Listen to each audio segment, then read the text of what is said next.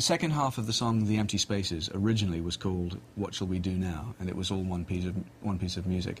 It was on the original album, and we removed it from the original album, I think at the time, to just make the storytelling of the album a bit more concise. And so this was a great opportunity to reintroduce that, because it's a terrific piece of music, and it's the whole list that happens after of What Shall We Do Now, after The Empty Spaces.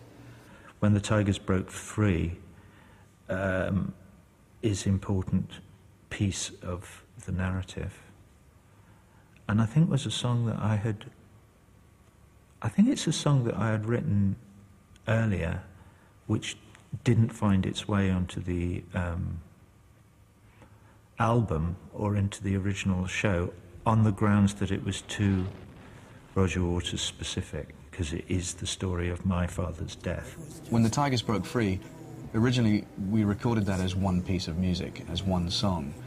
It appears in the film in two pieces, so we basically mixed the first half, faded out, and then we go into another series of sections, and then it does a reprise after Brick One, I think it is. In the movie, it became clear that part of the way to make the movie work was to be much more specific in terms of the autobiographical narrative. Consequently, that song could fit back in it again, so we recorded it with the Pont Adylis male voice choir from Gorsainen near Cardiff, and that was wonderful working with them. Hey You was in the film originally right towards the end, and we actually dubbed that reel. It was the original Reel 7. And one day Roger and Alan Parker sat down to watch the film together, and my understanding is they got to the end of the picture, and Alan said to Roger, "What do you think?" And Roger said, "I think it's pretty good, but we should cut out Reel 7. I remember sitting and watching it all with Alan and thinking, God, this is too long, and it rambles here and this and that. And so I think it was my idea to dump Hey You. I just said, it's just too much, you know. I think we'll just lose everybody at this point, so why don't we just dump it? As soon as they decided to remove that reel from the film, Jerry Hambling recut, I would say, about 90% of that footage, or 80 or 90% of that footage, he did a number of fast-cut sort of collage montage scenes in Brick 3, for instance, and it happens again on the Tear Down the Wall section at the end. So most of what was there visually for Reel 7, you still see in the picture. All we lose, unfortunately, is the song, Hey You.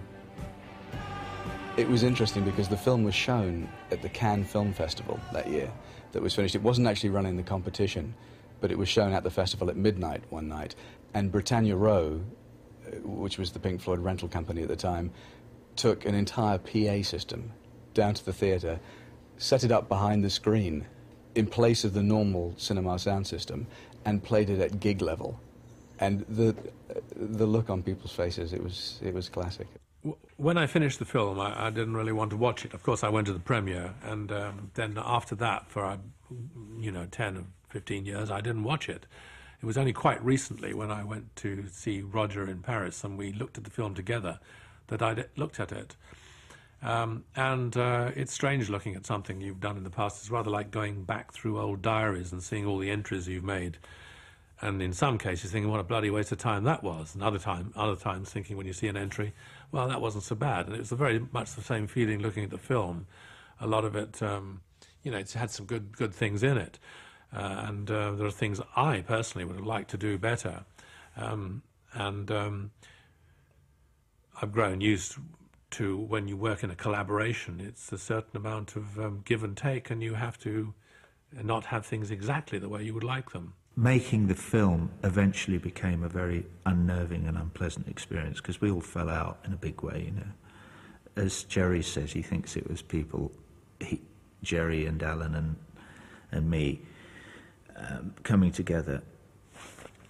All of us used to, being big fish in our small ponds and getting our own way and doing our own thing and not really having to compromise or really collaborate with people very much.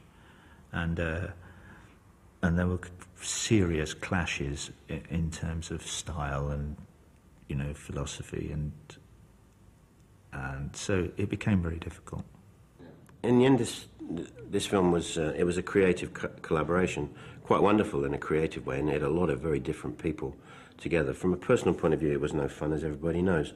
But it was at the heart of it. At the heart of it is Roger's primal scream. It's Roger's piece and it's Roger's madness. But you had a number of very creative people who actually contributed, therefore, to this overall film, from a point of view of how it was made, in so much as it's not just the work of, of myself and Gerald Scarfe doing the animation.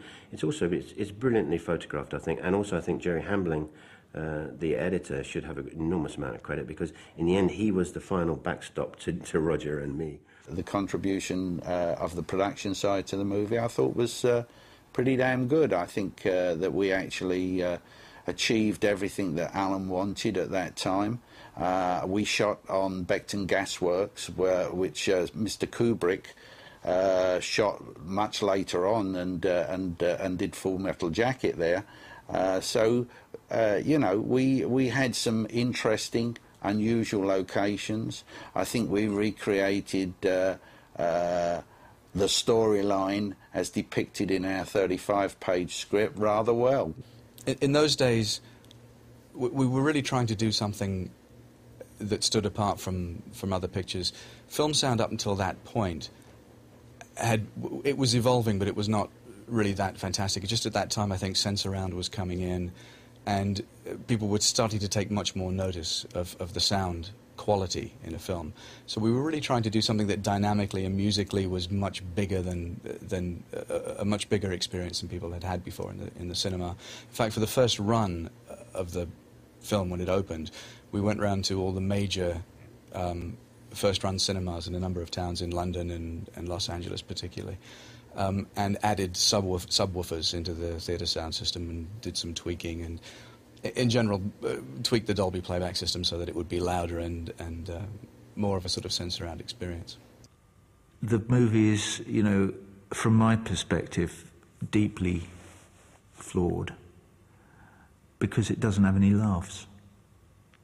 And humour is a big part of my life, and it's a big part of the story as well. And somehow, and I'm not blaming anybody, particularly for this, but or any more than I blame myself. Somehow, none of that got into the film, and none of it got into the screen. It's a pretty dour 2 hours. No, of course, I'm pleased that I was part of something like that, but it didn't obviously feel like that at the time. And I'm not sure what people get from it. A lot of fans come up to me and say, "Wow, how do you feel after The Wall?" And I say, well, it was just like a piece of work for me. It was a job, and I did my very best. But didn't it change your life? I said, no. Well, it changed my life. Well, it changed mine, they say, So obviously it had some kind of message to people that I wasn't aware of at the time, which changed their lives, so they say. I wrote a poem a few years ago that was it was actually about reading books. It's about that moment when you're reading a book that engrosses you and you're getting near the end and you don't want the thing to finish. So you start putting it down and you stop reading. Well, I do anyway. And I know this is a very common experience of people with books. And so I wrote this poem, the first verse of which goes, there is a magic in some books that sucks a man into connections with the spirits hard to touch that join him to his kind. And that, it goes on, a man will eke the reading out, guarded like a canteen in the desert heat, but sometimes needs must drink, and then the final drop falls sweet, the last page turns, the end. The poem goes on, but the important bit is that sucks a man into connections with the spirits hard to touch that join him to his kind. I think all work that endures does that. Looking back on the music 20 years on, I think everything stands up really well. The film is the music, really. I mean, it's a narrative, it's a visual representation of that story, of Roger's story, and great music is timeless. It may be that now, that what's interesting about the 90s and about, the new millennium is that it may be that human beings are arriving at a point in their evolution where we're beginning to understand the way we work to a point where we may be able to break into the cycle, the cycle of disconnectedness that we pass on from one generation to another. Looking back on the film, which we did 20 years or so ago, I'm left with a feeling of, well, I feel very happy that we did that film. We experimented a lot. There was a strong message within the whole thing, too.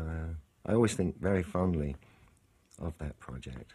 I have a feeling that we have it within our grasp to catch up with ourselves and to actually affect our evolution by using our brains and our hearts and our minds. And maybe that's what religion is, and maybe that's what art is.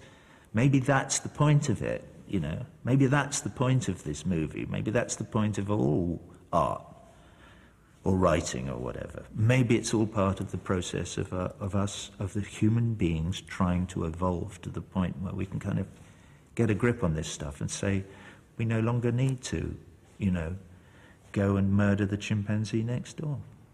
I think that it was miles, years ahead of itself in what it was trying to achieve, because it, you know, it was done long before, you know, MTV had even opened their doors. And I think to try and make a film that, you know, it's 99 minutes long, I think. It's, you know, it's made up of 60 hours of filming. You know, there's 6,000 something cuts in it. There were 10,000 drawings made on Gerald Scarfe's animation. Putting all that together, and at the heart of it, this incredible music, I think is as modern today as it was when it was made. In that regard, my small contribution to it, I'm quite proud of. You know, the final scenes are completely introspective. I mean, the trial scene is, you know, it's this internal dialogue going on within the central character. And at the end of the story, this is why I haven't done the piece for musical theatre yet, is because up until now, I haven't known how it ended, and I certainly didn't know, I had no idea how it ended 20 years ago, which is, I guess, why the ending is so enigmatic. You know, okay, tear down the wall, but then what? You know, all alone or in twos, the ones who really love you walk up and down outside the wall, some hand in hand, some gather together in bands, the bleeding hearts and the artists make their stand. But when they've given you their all, some stagger and fall. After all, it's not easy banging your heart against some mad bugger's wall. Well, so it's a very kind of open-ended and... Yeah, I guess the end of the movie, really, and the end of the record is going... More or less what I'm saying to you here today is, I'm fucking confused, you know. And yet I have a sense that